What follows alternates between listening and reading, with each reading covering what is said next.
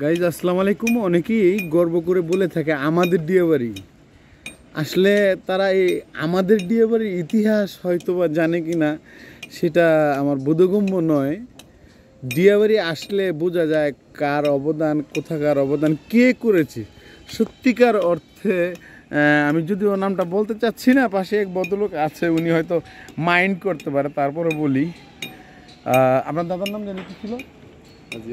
হাজি আরব Ali member.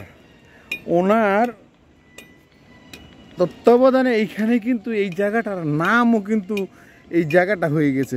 ভাবতে পারেন এটা হচ্ছে আমাদের সেই মেট্রো রেলের প্রধান ভবন।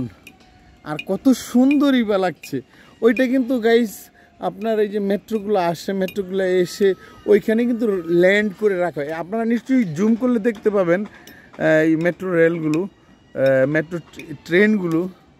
আসলে এই ইতিহাস না বলে বোঝাতে পারবো না। অনেকেই বলে আমাদের দিয়াবাড়ি। এই যে বিভিন্ন সোশ্যাল মাধ্যমে দিয়াবাড়ির যে একটা ঐতিহ্য বলে থাকে, সারা বাংলাদেশের মধ্যে একরকম বলতে গেলে কিন্তু দিয়াবাড়ি কিন্তু সবচেয়ে উন্নত। আর খুব সুন্দর করে কিন্তু বলে ফেলে আমাদের দিয়াবাড়ি। আসলে আমাদের ডিয়াবাড়ি সম্বন্ধে, ডিয়াবাড়ির ইতিহাস কিন্তু আপনাকে জানতে হবে। ধন্যবাদ গাইজ, ভালো থাকবেন, আসসালামু আলাইকুম।